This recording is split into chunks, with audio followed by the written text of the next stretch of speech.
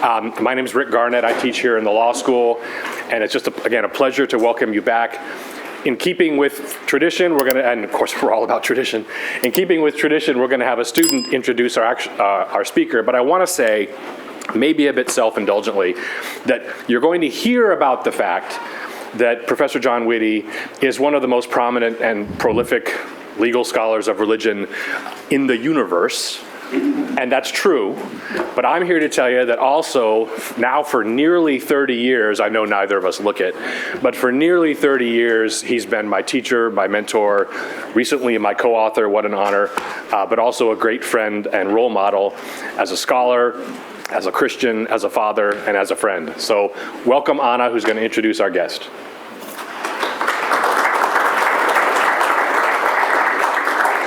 Thank you, brother. Thank you. John Witte Jr. is a Woodruff University Professor, McDonald Distinguished Professor, and Director of Law and Religion Center at Emory University. A leading scholar of legal history, human rights, family law, and law and religion. He has published over 300 articles and 45 books, including The Blessings of Liberty, Human Rights and Religious Freedom in the Western Legal Tradition, published by Cambridge University Press in 2021. And Religion and the American Constitutional Experiment, published by Oxford University Press in 2022. In addition to these inaugural True lectures at Notre Dame, Professor Witte has delivered a number of prestigious lectures, including at Yale, Berkeley, McGill, and Oxford. The title of his lecture today is The Great Awakenings of American Religious Freedom, comparing the original teachings of the American founders. Please join me in welcoming Professor John Witte.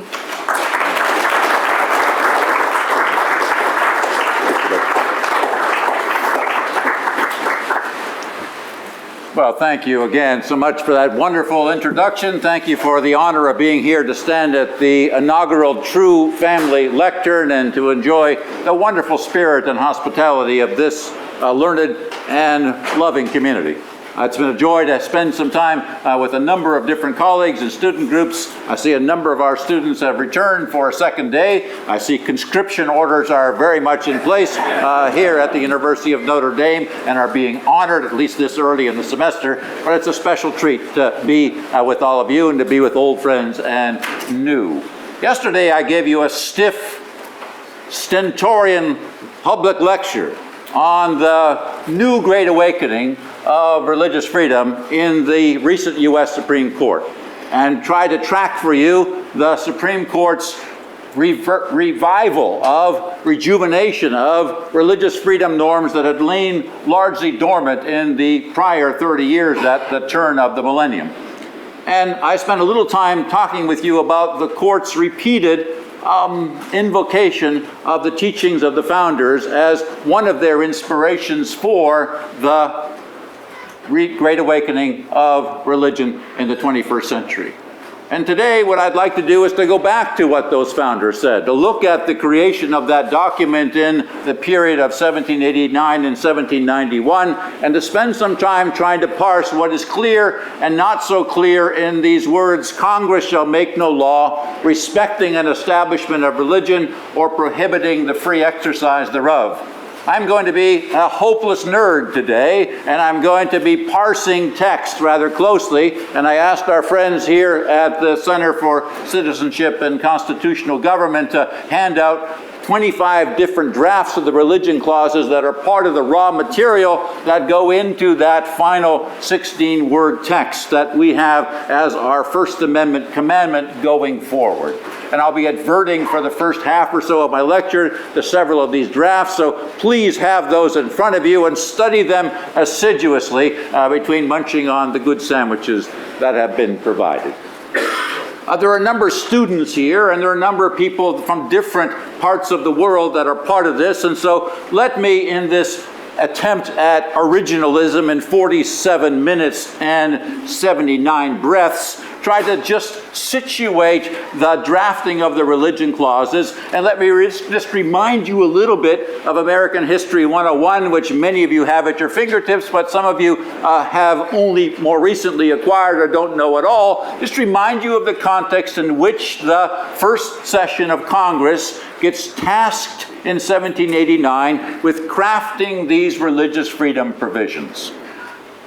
Before 1776, America was 13 colonies under the church, under the crown, under the Parliament of England, governed by their constitutions, which were called royal charters, in which were enumerated powers and enumerated rights. Those rights were increasingly compromised in the 1760s and 1770s by a variety of economic and political and military, institutional, and religious measures introduced by the British authorities, prompting the American Revolution. The American Revolution, ultimately leading to the Declaration, is going on at the same time when state constitution making is at its height. While the muskets are still roaring in the countryside, the states were in the business of making state constitutions. Indeed, 11 of the 13 new states already have state constitutions in place by 1784. And in those state constitutions, we have detailed provisions on religious freedom, which become part of the raw material that the first session of Congress has at its disposal. 2 of the states retain their colonial charters, Rhode Island and Connecticut, shearing off royalist provisions and lifting up the religious freedom provisions that are there. Those state constitutions, when we look at them, have a number of important teachings on religious freedom. Every one of them has a freedom of conscience or liberty of conscience clause. Almost all of them have a free exercise clause. Free exercise of religious worship, or more generically, free exercise of religion according to the dictates of conscience. All of those state constitutions have a presumption of equality of faiths before the law. Many of these constitutions stipulate a version of separation between the religious and the political authorities and give protections to religious authorities in particular. 5 of the states formally disestablished religion. Pennsylvania and Rhode Island had no establishments from the beginning. 3 states joined them in the Revolutionary period. 7 states retain an establishment of religion, and what that means is either Anglicans or Congregationalists in the South and North, respectively, are given favor by law, preferred by law. People are encouraged to go to church. People have to pay their religious tithes. The state singles out the preferred religion for special goodies, uses their services, gives them extra places in the line to get tax exemptions and to get religious incorporation, draws upon their services, especially in public ceremonies. That's in place. There is alongside this, in this quick rant, a provisional national government called the Continental Congress. And that Continental Congress emerges in 1774 as part of the consolidation of the war effort, gradually recedes in power between 1774 and 1789, but it does some stuff on religion which is important, and important precedents for the first session of Congress to take into account. It hires legislative chaplains. It has opening sessions of prayer in the legislative sessions. It has military chaplains made available to the troops. It has Thanksgiving Day proclamations that are filled with rich religious language. It exempts religious properties from taxes. It exempts religious articles moving in interstate commerce from taxes. It provides funding for missionaries on the frontier. It has powerful religious freedom provisions in treaties that are cast with other parties or merchant armies that are brought in to help the revolutionary cause. Standard religious language that this Continental Congress is pouring out. The Continental Congress, as you know, most of you, wanes in power. It doesn't have a constitution, it does not have a judiciary, and doesn't have federal taxing power. And as a consequence, it recedes. in its capacity to govern this collection of unruly 13 states, and those states are starting to become self-interested. Building on their own state constitutions, they are doing kind of home ruling. They're favoring their own internal communities over outsiders in litigation that's interstate. They're crafting their own currency. They're doing their own postage. They're crafting diplomatic relations with foreign authorities. They are beginning to create states on the frontier under their own blessing.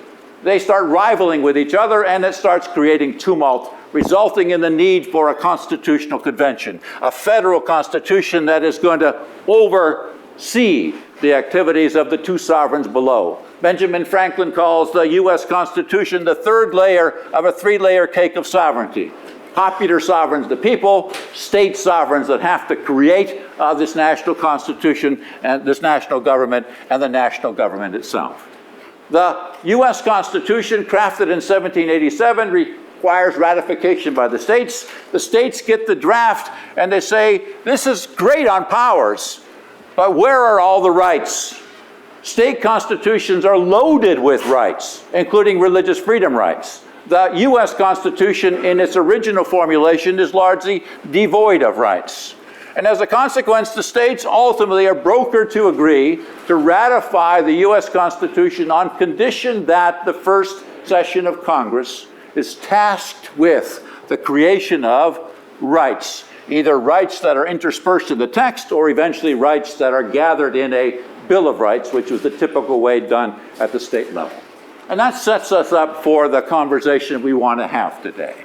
Because those states, in sending their representatives and senators to the first session of Congress, they load them, first of all, with their own state constitutions, which they think are pretty nice, but they also send drafts of what they think should go into the eventual First Amendment in the Bill of Rights. And it's that which I have summarized for you in versions number 1 through 10 in the little pages in front of you, and we'll be kind of nerdily parsing those texts a little bit because they're going to be part of what we have to sort out in the decision about what's clear and not so clear in the final 16 words.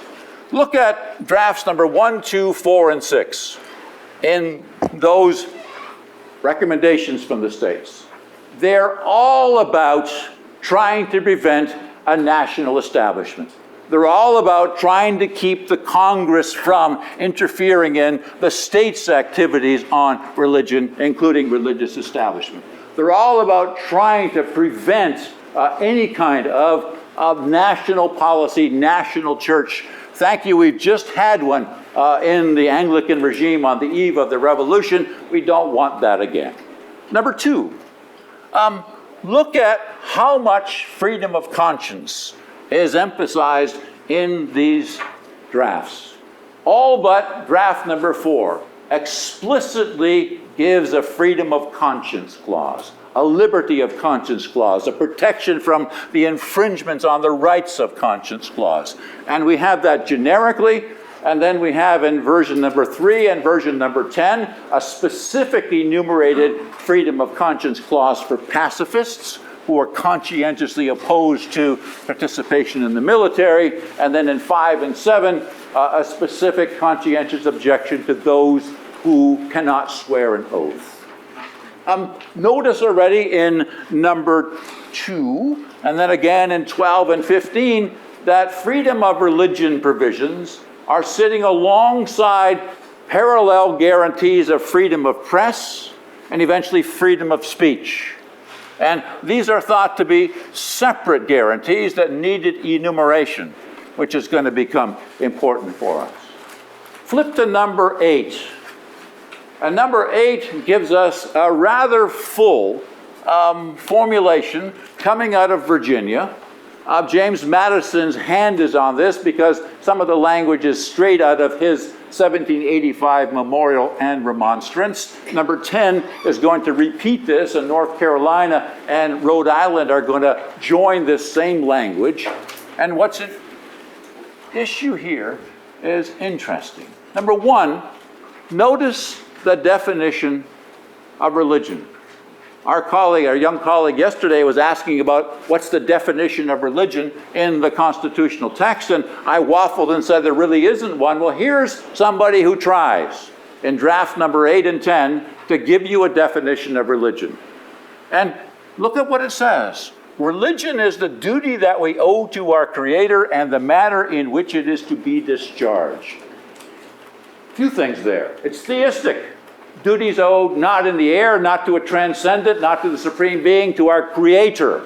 And in the 18th century, that's a very specific denomination of whom we're talking about. Number 2, it's duties.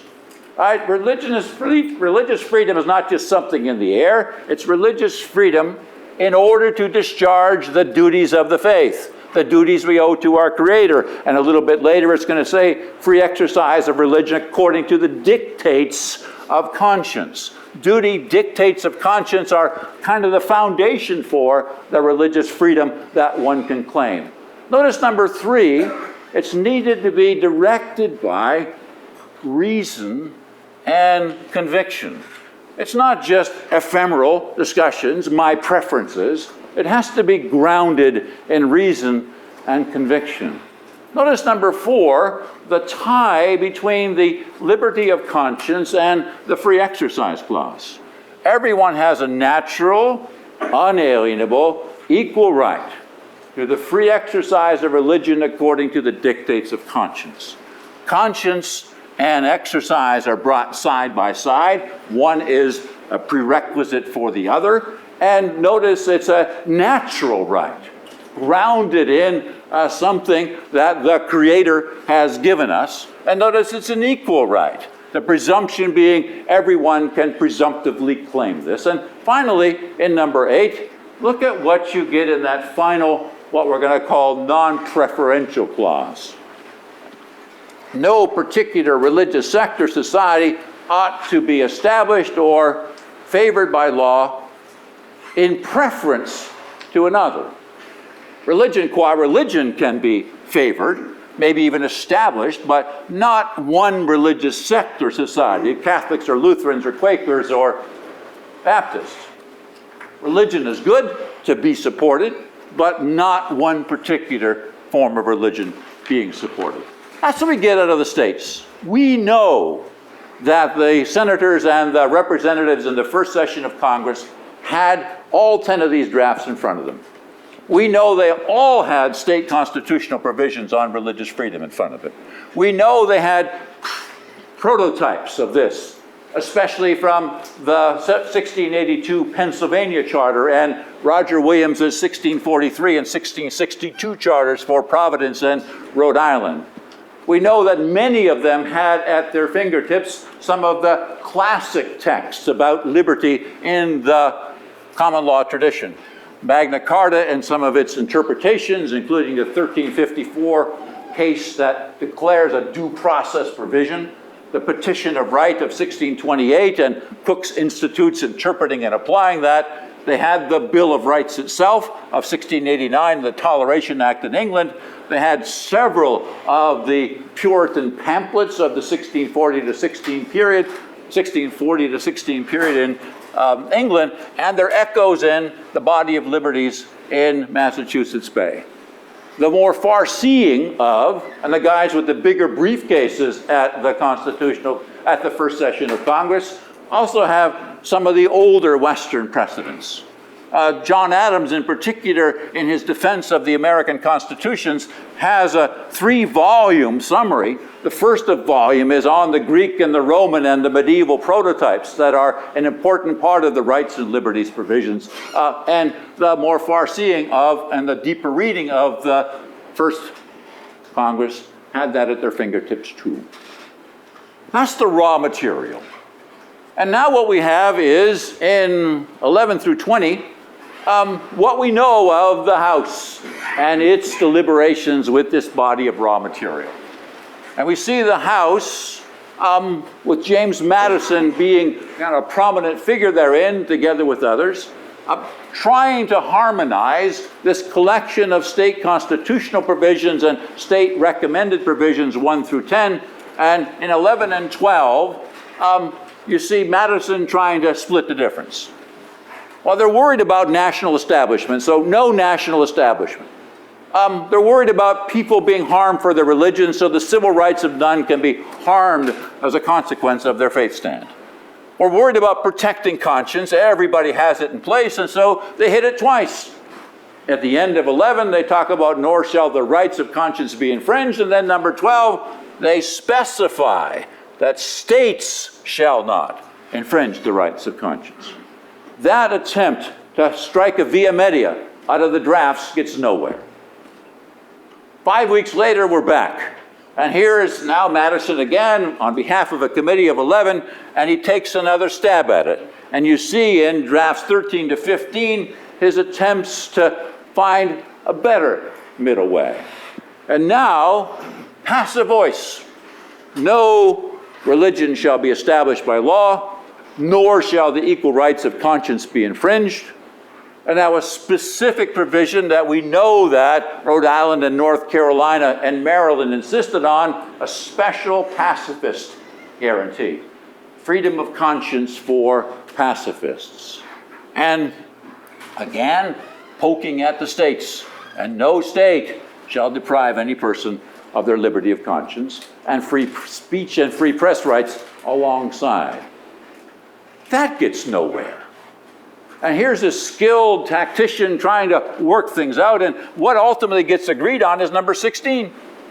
And number 16 is exactly the same as 6. And that comes out of New Hampshire, Charles Livermore, who says, Congress shall make no law touching religion. Hands off. That's really what we're interested in. Hands off. You can't touch religion. That's for the states, and that's for the churches, and that's for the private conscience. It's not for the Congress. And don't infringe conscience as well, because it needs its own special protection, says number 16. He gets pushed to try a little bit more nuance, and number 17 now again has the passive voice about the equal rights of conscience shall not be infringed by any state. That passes and then dies. We get to number 18, the penultimate version. And number 18 and 19 get negotiated pretty hard in the surviving debates. And we end up with the prototype that the House is going to press. Congress shall make no law establishing religion. Here it says, or to prevent the free exercise thereof, or to infringe the rights of conscience. Directed at Congress. No business about states. It's directed at Congress alone. And then a separate clause guaranteeing pacifists their conscientious objection in number 19. 5 days later, this gets boiled down and also potentially expanded. Because in version number 20, which is the final version from the House that the Senate is going to grapple with in the ensuing couple of weeks, Congress shall make no law establishing religion, or now rather than preventing or prohibiting, narrower language, the free exercise thereof, and Shazam, again the passive voice, nor shall the rights of conscience be infringed. Not directed at Congress, as number 18 says, but put in the passive voice, and then potentially, like all the other Bill of Rights outside the First Amendment, possibly applicable to both the federal government and to the states. That goes off to the Congress, to the Senate. And the House sends its version over. It sends such as we have them, the notes by Thomas Lloyd. God bless Thomas Lloyd, because Thomas Lloyd is the only guy, a stenographer, a reporter, who takes the notes that we have. We're not exactly clear how well Thomas Lloyd's hearing was, because there are sometimes in the notes there's just a lapse, and he picks it up again. Number 2, we think that Thomas Lloyd liked martinis for lunch, because often in the afternoon the notes are much more cryptic. Several times I've seen the text. Several times he falls asleep and his pen just drops down. And Thomas Lloyd took shorthand. And he couldn't quite remember sometimes what the articles were. He never had the and e and the or He always was kind of shorthanding.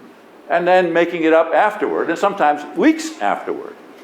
And we know that in the congressional record we have a little bit of tailoring after the fact, but not so much. But we know that these stenographer notes by Thomas Lloyd went to the Senate along with draft number 20. And in those stenographer notes are the prototype drafts that I've just described. And here's the Senate, and the Senate has no record, a logbook. Motions made, motions passed, motions denied. That's all we have. We have no discussion, we have no record, we have nothing. And all we have are these 5 drafts that the Senate fusses with. First they start, well, one of those non-preferential clauses. Congress shall make no law establishing one religious sect or society in preference to others. Thought being now, this is number 8, the last non-preferential provision that we get out of Virginia. And that's what they're about. Don't pick one society, don't create an Anglican or a Lutheran or a Quaker national government endorsed church, but then passive voice. Nor shall the rights of conscience be infringed. Number 22, Congress shall not make any law infringing the rights of conscience or establishing any religious sect or society, a variation on language. Both of them are proposed, both of them get defeated. The next one tries to nuance things a bit more in number 23. That also gets defeated. And finally, in number 24, we have a more blinkered version. Congress shall make no law establishing religion or prohibiting the free exercise thereof. Conscience is dropped aside.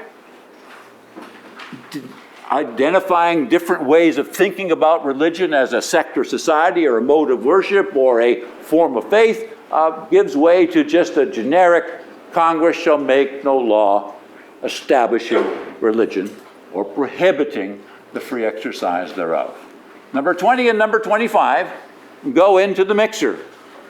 And those get put in front of a House and Senate style committee, and it is their job to try to hammer out an agreement. And without notes and without whisperings after the fact, what we end up with is our final 16-word text. Congress shall make no law respecting an establishment of religion or prohibiting the free exercise thereof. What gets smuggled in is this funny word, respecting, which doesn't appear in any draft before and has no explanation in the surviving record. And we now have a 16-word canon that we now have to interpret.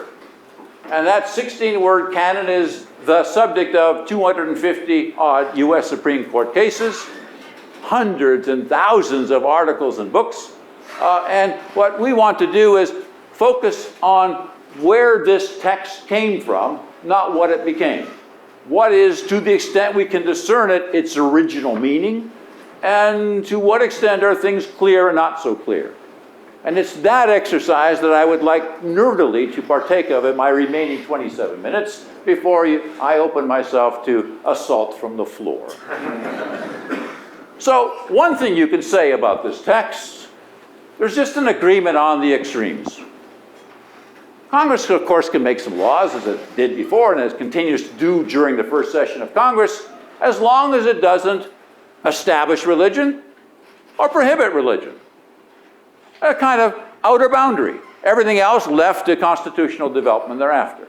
And you're saying, good Lord, there's a nice sandwich, but I had to listen to all of this to come to that narrow, really limited, blinkered version of religious freedom. By the 21st century lights, yes, that seems awful blinkered. But in the 18th century, that is an impressive move because it revolutionizes what is common in the Western legal tradition up till now. Congress shall make no law establishing religion. Every other Western country has an established religion. It's Anglicanism in England, it's Presbyterianism in Scotland, it's the Reformed faith in the Netherlands, it's Lutheranism in Nordic lands and the upper parts of the Holy Roman Empire, it's Catholicism in the lower parts of the empire in Spain and France and Italy and Poland, it's Orthodox establishments in Greece, it's Muslim establishments all around the Mediterranean basin, beyond, establishment is normal. And the notion that you have to have one faith, one territory, one established faith, with the hope being perhaps tolerating or not tolerating others, but establishment is normal. A national church is thought to be a prerequisite to statecraft. And now all of a sudden, here comes this upstart revolutionary nation saying, no more. We might have state establishments, but we don't want a national establishment. That's impressive. The other thing that's impressive is an absolute prohibition on prohibiting freedom of religion. And that also is interesting, because in the day, it's perfectly normal across the Atlantic to be in the business of prohibiting some religions. In England, Catholics and Jews are not welcome, thank you. They're prohibited. And it takes until the Catholic Emancipation Act of 1829 and the Jewish Emancipation Act of 1858 for that prohibition on your very existence, let alone exercise of faith, to be removed. It was normal to prohibit religions and then tolerate a few if you wanted to. But now all of a sudden, Congress is told, sorry, you cannot do that. And the French Revolution, going on right around this time, unleashes a massive assault on the Catholic Church, on its clergy, on its faithful, on its religious, on its art, its architecture, all of its goodies in society, and decimates the Catholic Church, prohibiting them in all kinds of sinister and violent ways, having done exactly the same thing a century before with the revocation of the Edict of Nantes in Fontainebleau, and doing it there to Calvinists rather than the Catholics. Prohibiting the freedom to exercise religion is normal. Congress may not do that. That at least is a set of guardrails for constitutional deliberation going forward. We cannot trespass that far. So a lot of people would say that's good enough, and we should just stop at that, and the constitutional process should go on. If we want to be a nerdy originalist, though, and if we want to parse the 16 words in this parsimonious text that we have, can we make a little more clarification about what works and what doesn't work in this text? And the nerd here is going to kind of guide you through what you can say, I think, from the surviving record, the ratification debates after 1789, and a little post hoc reflection by some of the founders or framers in the decade or two thereafter. First, Congress shall make no law. The focus on Congress is deliberate and it's clear. The thought now is that we do not want the national government, and especially the most dangerous branch, to be in the business of fussing with religion in an establishment or prohibitory way. The focus on Congress was discussed already in 1, 2, 4, and 6. It was deliberately put back on the table in number 16. Attempts to do a passive voice, no establishment of religion, a passive protection of freedom of conscience, a deliberate targeting of states and their inability to infringe on or abridge the rights of conscience gets nowhere. What gets agreed on is Congress, that national government's most dangerous branch. This is a First Amendment binding on the Congress. This is a Federalist provision, and it continues for speech, press, and assembly as well. Yes, we have the Incorporation Magic Act of the 20th century with respect to many Bill of Rights provisions, including the First Amendment provisions, but the text very clearly specifies Congress. Second thing that's clear is Congress shall make no law. Is not a prohibition on congressional legislation about religion. It's not a prohibition to say, like the draft 6 and 16, Congress shall make no law touching religion, full stop.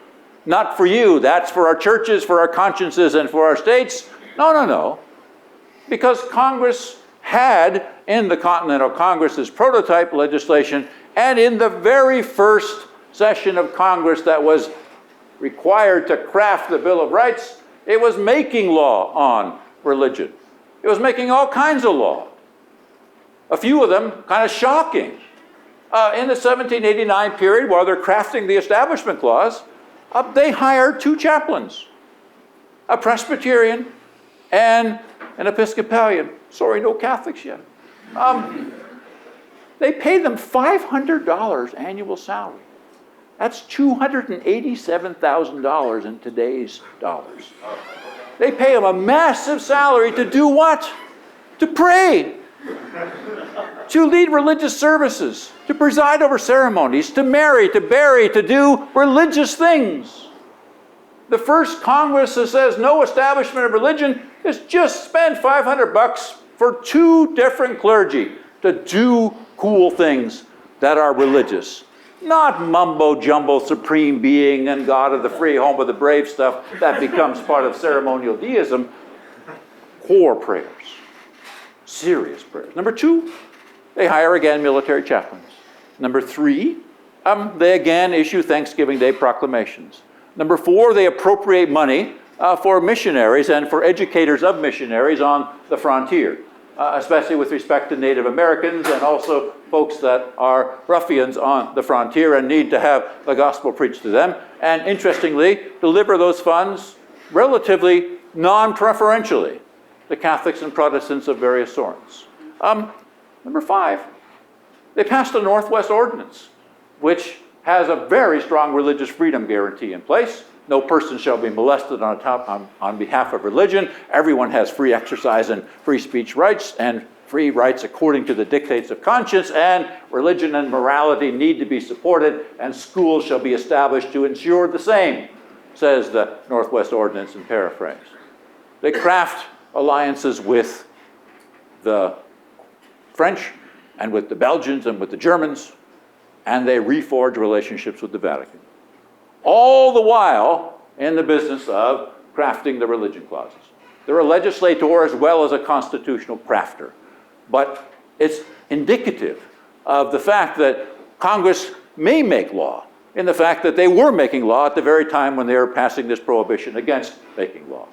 The issue is what those laws may not do, and what are the limits on the lawmaking that Congress can be engaged in. And that's what helps us understand the latter 2 parts of the First Amendment. Congress shall make no law, number 1, respecting an establishment of religion. Nobody in the founding era, that in the surviving discussions that we have, although there may be some purging of documents that have occurred in the interim, but nobody is pressing for a national establishment. And what do they mean by a national establishment? What occurs on the other side of the Atlantic. And the quintessential counterexample for the framers is the Anglican establishment, created by Henry VIII, where we have a Church of England under the rule of the supreme headship of the Crown, who is also called the Defender of the Faith, where the clergy are reduced to a Department of Religious Affairs, hampered and favored and supported, but also disciplined and controlled and supervised by the state, where bishops sit in the House of Lords, where Parliament is in the business of defining your doctrine in the 39 Articles, dictating your liturgy in the Book of Common Prayer, passing the authorized version of the Bible that you're allowed to use, no other, thank you very much, especially that Geneva Bible those Calvinists are using, setting the lectionary and the calendar, favoring religion in all kinds of ways. We don't want that. Nobody's arguing for that. No founder is pushing that from the records I have, although Professor Drakeman may have countervailing examples. But we have more than just Congress shall make no law establishing religion. It's respecting an establishment of religion. And that respecting language smuggled in without explanation complicates things. And so what do you do when you don't know what the text means? Well, you go to the dictionary. A dummy like I looks in the dictionary of the day. We have Stroud's dictionary, and we have Johnson's dictionary, and a few other requisite elementary dictionaries. And if you look at respect or respecting, it means three things. One, referring to, reflecting, or going toward. And so if you read the language respecting an establishment of religion, you can say, well, one, as Justice Thomas says, this is about Congress not only may not make a law establishing a national church, but Congress can also make no law respecting those state establishments, 7 of which are in place and which are alive and well and fiercely fought over.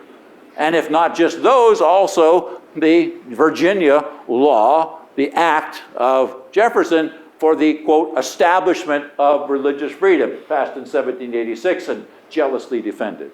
So one of these ways of reading respecting is this is just another super-federalist provision. Congress shall make no law establishing a national law, a national religion, sure, but also not regarding those state establishments. Number 2, you can make laws on religion as long as they don't reflect what we call quintessentially a national establishment. As long as they don't look like those Anglican establishments. As long as those norms that come out of English ecclesiastical law are not being reflected, it's fine. And so, okay, it's fine to have a legislative and military chaplains as long as it's more generic and non-preferential. It's okay to fund missionaries as long as everybody gets funded. It's okay to have Thanksgiving Day proclamations as long as it's not out of somebody's prayer book. It's okay to exempt religious properties from taxation as long as every religious property gets exempt, not just some of them. And the law now is kind of non-preferential, favoring or supporting of religion is fine, but not like we used to, reflecting the old pattern of the Anglican establishment, or what some would say, respecting an establishment of religion is moving in the direction of the possibility of this being a step toward the creation of one of those old establishments, and the nose of the camel under the tent reading of respecting. And that argument is a popular one in the 20th and 21st century discussions. It's hard to find that argued for in the surviving debates of the day. Congress shall make no law respecting an establishment of religion or prohibiting the free exercise thereof. We'll talk about religion in a second, but prohibiting the free exercise thereof is the last part of that guarantee, or the parallel or complementary guarantee.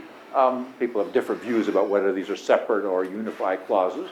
But this is not a particularly satisfying formulation. Well, why? Well, number 1, why so churlish? Congress may not prohibit the free exercise of religion. Does that mean it can prevent it, infringe on it, violate it, intrude on it? All of which are verbs used in earlier drafts. Only the prohibition on free exercise is now stipulated, but nothing about preventing or intruding or regulating unduly and the like. Why so narrow? We have more inclusive language of abridging and infringing that especially were available right there in the last drafts in both the House and the Senate. Why pick such a narrow formulation? Number 2, what is free exercise? The freedom to exercise religion. What is involved in that? We used to stipulate in some of the state constitutions was the free exercise of religious worship, or gathering for religious worship, or the free exercise of religious publication, or the free exercise of religion according to the dictates of conscience. But now we just have free exercise of religion. And it's not defined, and so what are we left with? Is it just free exercise in the form of speech, or of gathering, or of publication? But we know that's already guaranteed by the free speech and free press and free assembly clauses. We know in the discussions of those 3 latter parts of the First Amendment that religious speech and religious press and religious assembly are also guaranteed by that same cluster of provisions. So what is it in the free exercise clause that's distinctive from, different from, what is in the other 3 provisions of the First Amendment? It's not just a super clause, is it? Number 3, where in the world is our freedom of conscience clause? 21 of the 25 drafts have a freedom of conscience clause. And it's seen to be a kind of prerequisite for religious freedom. You guarantee freedom of conscience, then freedom of exercise, and then whether you dare guarantee a no establishment of religion is still a little optional.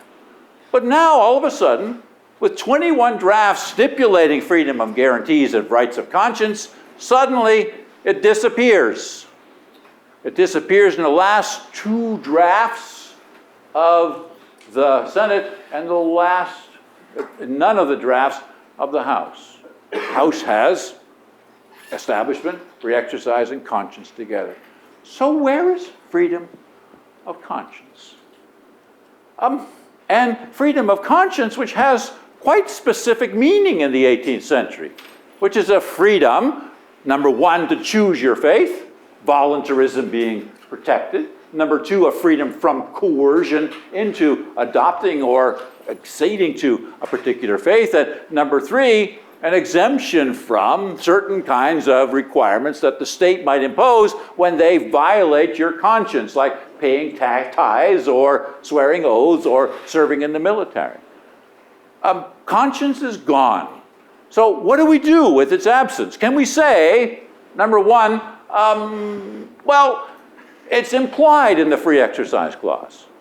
If free exercise is guaranteed, then a fortiori freedom of conscience is guaranteed as well. A lot of people have made that argument, but textually that doesn't make a lot of sense. They enumerated separately conscience and exercise repeatedly in the drafts, and every state did too. You can't just say freedom of exercise imbibes and automatically guarantees freedom of conscience. Number 2, we pull a Philip Munoz. And what do you say? Well, look, they talk about freedom of conscience as a natural right, something that's inalienable, can't be given away, can't be taken away. And then maybe the reason that freedom of conscience is dropped is that you can't guarantee something that already is guaranteed as a matter of nature, as your human nature. And it can't be given away, can't be taken away. Why guarantee what is already guaranteed to you in your nature? Number 3, we have a pretty good idea why one freedom of conscience clause with respect to pacifists gets dropped. And it may give us a hint about some other things. In the debates in the House, and in the state ratification debates too, the concern about having a stipulated freedom of conscience guarantee for pacifists was a worry about what it will do to clog the courts. Explicitly, 3 of the representatives in the House say, we can't have a guarantee of freedom of pacifism because every time there is a war, every time there's a need to raise and regulate an army, we will clog the federal courts with petitions from the conscientiously opposed. Better, the argument goes, to leave this to the legislature to sort out by statute. That is clear from the House debates. And indeed, that has been the practice ever since. Conscientious objectors are dealt with by acts, not by not by constitutional litigation. And perhaps at least one piece of freedom of conscience, the exemption business, that is so contested historically and today, is thought to be best left to the legislature rather than to constitutional litigation to work out. And the distinction I drew between legislative and judicial exemptions yesterday now has some originalist purchase in that kind of argument. And a final, this is my funny take, is to focus a little bit on what free exercise means in draft number 9. Because there, New York doesn't talk about free exercise of religion. It talks about the natural, equal, and unalienable right, freedom to exercise or practice religion. Right? Peaceably, freely, and peaceably to exercise their religion according to the dictates of conscience. We're lifting this special little word free exercise, and now we're dealing with it a little bit more generically like a lawyer would. if you are a torts professor or a criminal law professor, or you're a student of Professor Richard Garnett, you know, any lawyer in the 18th century would know too, and you certainly would know today, especially if you had Professor Garnett, the actus reus requirement, right? The requirement of a voluntary act can be satisfied also by a voluntary omission. An action or omission, when there is a duty, is equally a form of actus reus. And so if you deliberately shoot someone, or you deliberately allow somebody to die over whom you have a duty, think your spouse or your child, your action or your omission, your action or your failure to act, your choice not to act, are both grounds for criminal liability. Why I'm being such a nerd about that is, look, when they're talking about the freedom to exercise in the 18th century, that freedom to exercise has to include in the mind of a lawyer a freedom to act or a freedom to forego action. And in that sense, you could parse this free exercise clause possibly as a kind of guarantee of one of the kinds of features of freedom of conscience, which is an exemption. I have to. My freedom to exercise includes my freedom to forego certain kinds of actions that are contrary to my dictates of conscience. Speculative reading, nobody buys it, but I have 2 minutes to offer it. Final bit, religion. Our distinguished young colleague yesterday asked a question about how religion is defined in the First Amendment debates, what the original understanding is. If you asked a typical person in the first Congress, they would recognize there's a line between religion and non-religion.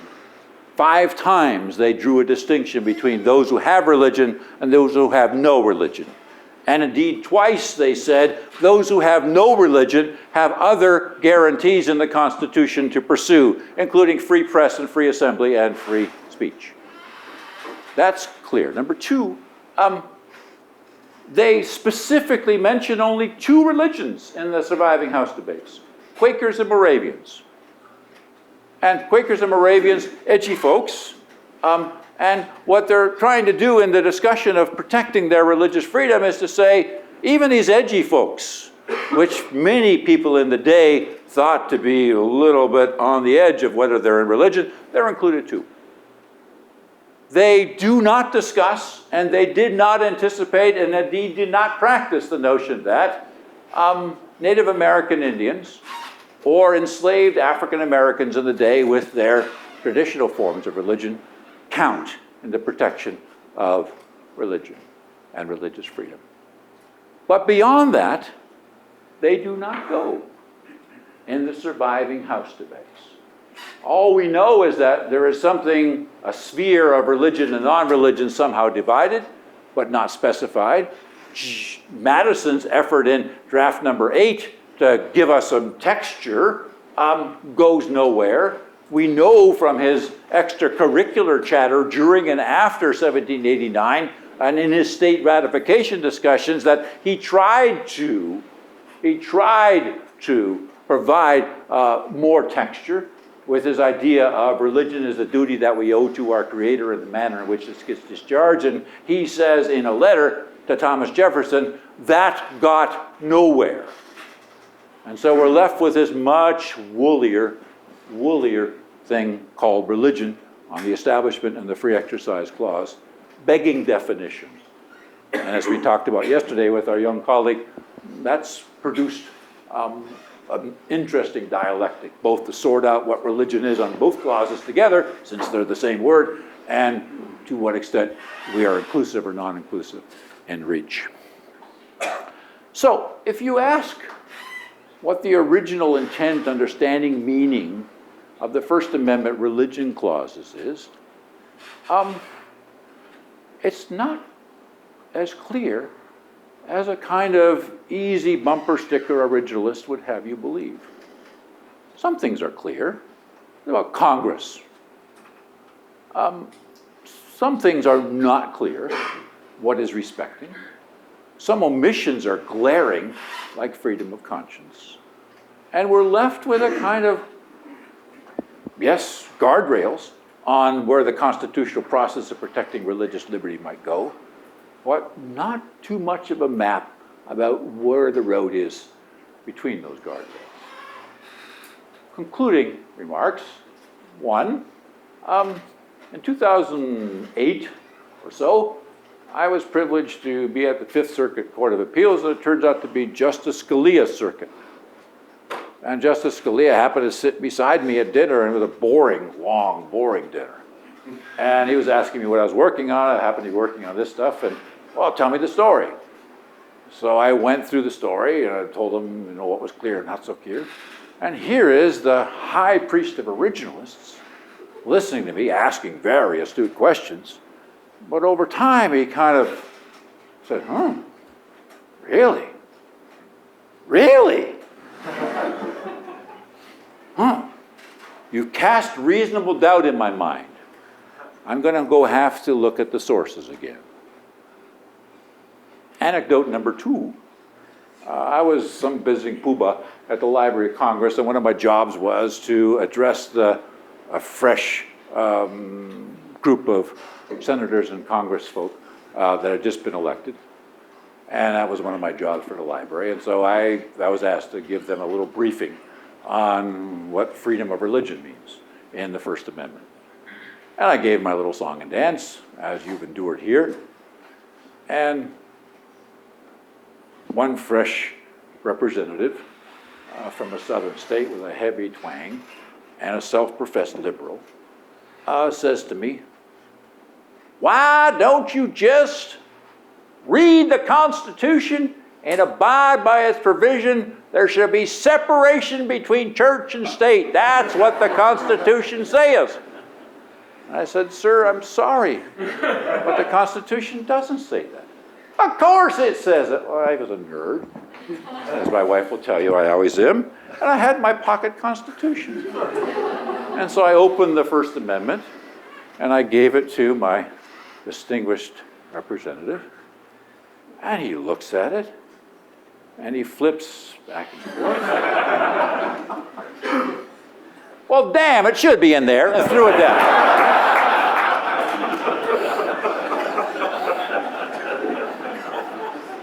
And that's the end of my story.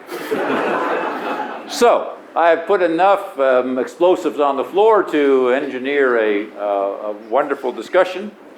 Again, if you have hard questions, Professor Garnett and Drakeman are here to answer those. But let's use our remaining 15 odd minutes, which I think we have, Philip, to chat a little about what you heard. All right, we have just under 15 minutes for questions. We have a microphone somewhere. So I'll try to call you geographically located. We have a tradition, as I said, of students, so any law students or undergraduate students with the first question, please. Timidity is not a virtue, so. Okay, right here, please. And stand up, away from the microphone, tell us your name and where you're at Notre Dame. And a reminder to Professor Witte, we have less than 15 minutes, and we're going to get as many questions answered. I'll collect a few, actually, and that way we can hear from you. You've heard more than enough. Please. My name is Christia Zeider. I'm a 1L student at Notre Dame Law School. And my question is very, very easy. And I say that sarcastically. So when we talk about what is a religion, a lot of the time, for me, the first thing that comes to mind is Satanism and how that became a religion under tax-exempt status, right? And so it's a little bit in the weeds, but in some of the earlier formulations of the clause of the Establishment Clause, it talks about religion as duties towards the Creator. So could we use duties towards the Creator as a definition of religion and then applied to Satanism if you don't want it to be a religion? Does Satanism propose duties or require duties from its constituents such that it would be a religion? Basically, how could you set a definition of religion that would draw the line somewhere? Collect a couple more, and then I'll sort of move on. Yep. give him a question. Bye over here. Bye over here.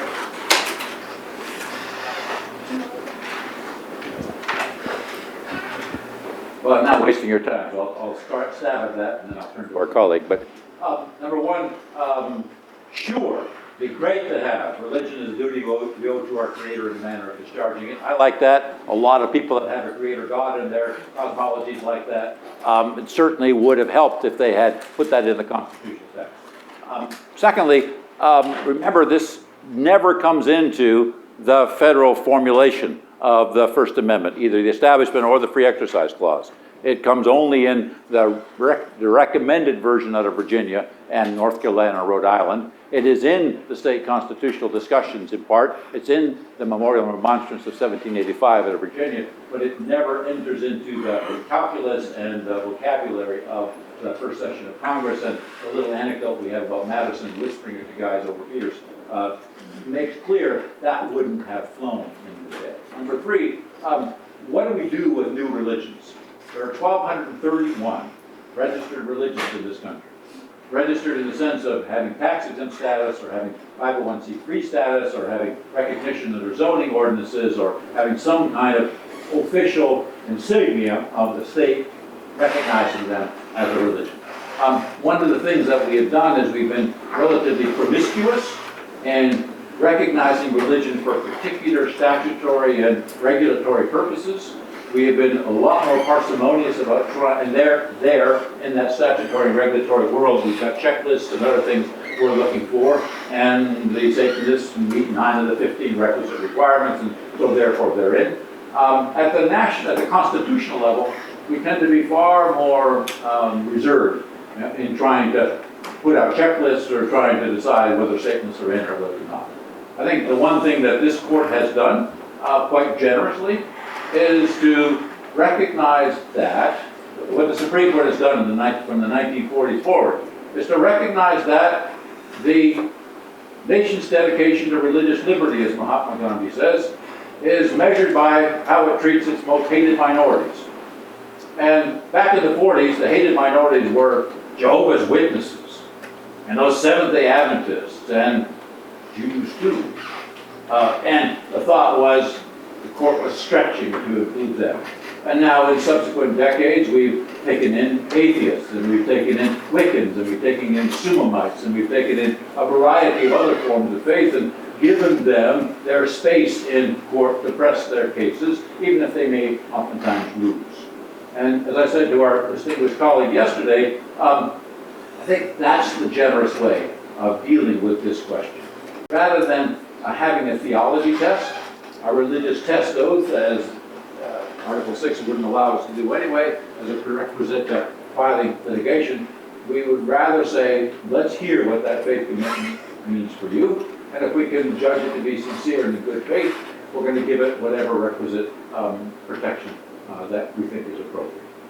Do I personally think Satanists should be included? Of course not. Would it be better to have a theistic definition of religion in the Constitution? This Christian says, of course. But we don't. And as constitutional lawyers, we have an obligation to be generous. I'll not begin. Please. Hello, my name is Minte, and my question is, we heard a lot about the kind of source material that went into crafting the religious liberty provision and trying to use that to determine the meaning of the First Amendment. But could we also use, or how much weight should the interpretation of the first two generations that came after the First Amendment, how much weight do they have in interpreting the original meaning of this one phrase? Excellent question. So the question for those of you that couldn't hear it, and for the speaker, the video, do we only look at the words of the first Congress and the debates up till 1791 after the ratification of the Bill of Rights, including the First Amendment, or do we take into account a generation or two or three of founders who participated at different levels of government, wrote letters, engaged in discussion, implemented some of these provisions, having helped craft them or ratify them? Does that count too? That's an originalist minefield that I don't really have the capacity to engage. I come at this stuff as a legal historian, interested in where the words are in 1789-91. I think it's useful when a framer in the day in 1789, a person who's in the business of crafting those provisions does something with them at the same time that they're crafting them. And a fortiori, what they would do under the guidance of or under the authority of those provisions thereafter also I think should be probative. And to the extent you're going to take the next generation or two, I think those that were part of the original discussion and are self-consciously trying to live up to its original understanding, I think have to have a horse in the race and a view that needs to be considered and heeded. With the requisite caveat that people change their minds. We're having to freeze an endless dialogue in 1789 and 91. And all of us, I'm an old man now, so I can tell you this, all of us change our minds over time. We modify our positions, we hear new questions, we move back and forth. Some of us list pretty far to the left or to the right. And the further you get away from the actual text, the harder it is to say that James Madison writing, say, in 1833 in his detached memoranda is the same James Madison who helped us in 1789 kind of craft the provisions. It's harder to talk about a John Adams who's fighting to get into the executive and then the cerebral John Adams who continues in his correspondence with Thomas Jefferson. And so originalists have all manner of grammars and screens that they use to sort that out. That's beyond my pay grade. But I would say, as a mere historian, it is useful, I think, for pre-hoc data to be taken into account because that's the language they're fussing with. It's useful to have focus on what they actually discussed to the extent Thomas Lloyd gave us the blessing of hearing that. It's useful to hear about the ratifiers, where each of those representatives and senators went to present why the drafts were crafted the way they were, and we have some of the state ratification discussions of the Bill of Rights being very textured discussions that have been properly preserved to us. Less useful, but still useful in my view, are the ongoing reflections of those who participated in the crafting of those documents. I have a harder time saying, well, 1840 is the same as 1790. And the accretion of tradition around a particular interpretation therefore gives it a credence. You really want to be an originalist in the narrow legalist history way that I think about that term. Be an originalist. Others may have different views, but. Okay, question, maybe someone, microphone's in the back, anyone in the back? Believe in the faculty? Okay. That's one there. Way in the back to the right side.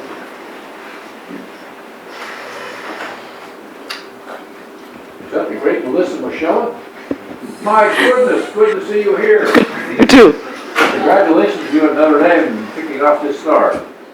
Thank you. I'm excited to be here. Thank you so much for your lecture. So I have a question. I was struck by the history of the drafting and the clarity about making the subject of the clause Congress rather than making it passive and clearly excluding any limitation on the states.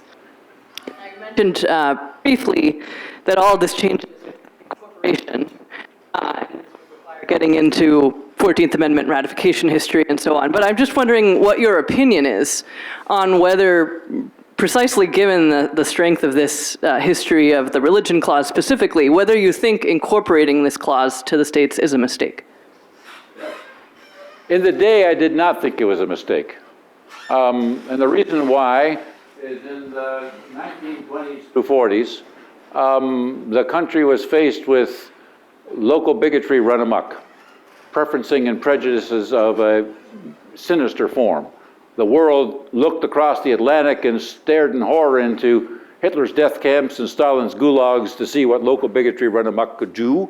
The country was beginning to figure out what are the fundamental freedoms that have to be guaranteed to all of these immigrants who are coming into the country who are being pummeled by nativism and by all manner of chauvinism and all manner of bigotry, sometimes violent bigotry. Catholics and Jews and people from the Middle East and a variety of Eastern Europeans amongst them.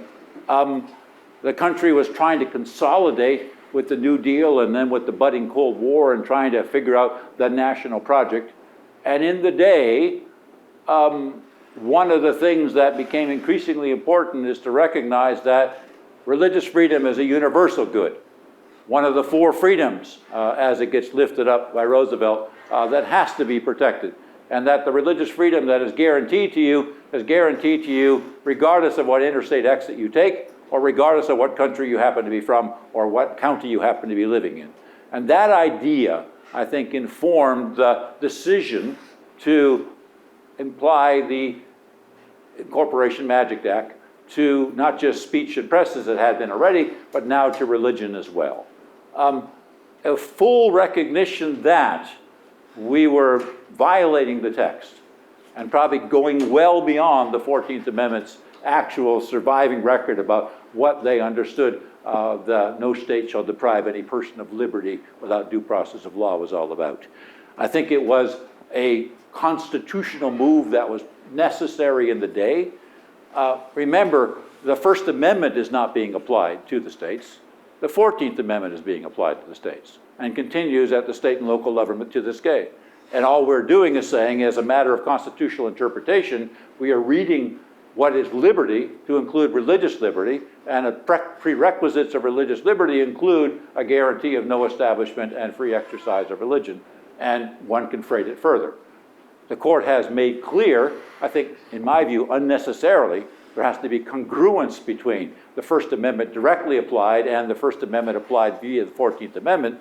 And one solution to this Federalist problem might well be, yes, selective deincorporation per Justice Thomas, or it could be a bifurcated jurisprudence that applies with the First Amendment directly and a 14th Amendment religious liberty provision applied to state and local governments, which may develop its own distinctive jurisprudence just because of the distinctive aspects of the localism in place.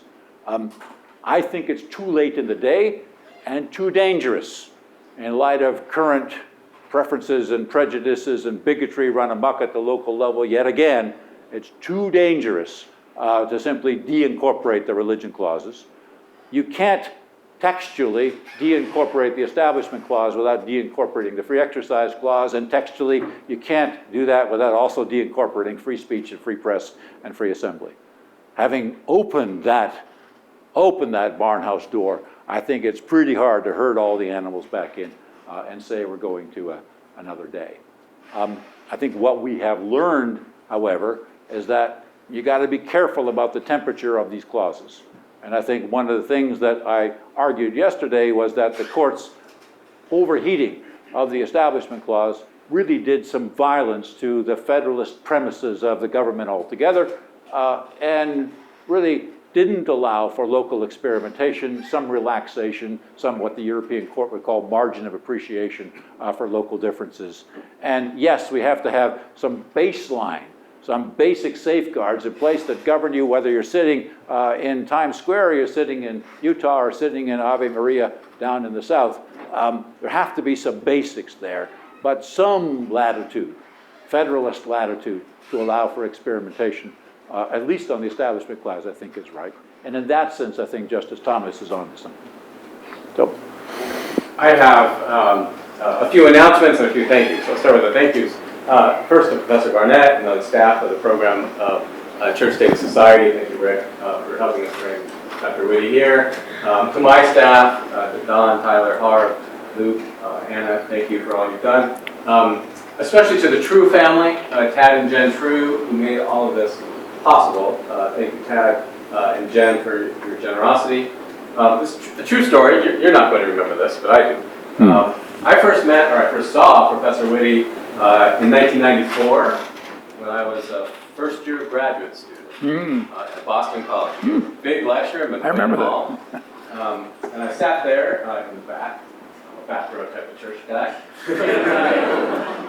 and I'm a first-year master's student, and I thought to myself, someday I hope to be able to speak as well, as clearly, and as honestly as a scholar as this man I'm watching. When we set out to do these lectures, as I said yesterday, this is the most academic thing, our marquee academic thing. And I'm delighted you accepted our invitation to be our first true lecturer. Please join me in thanking Professor Witte.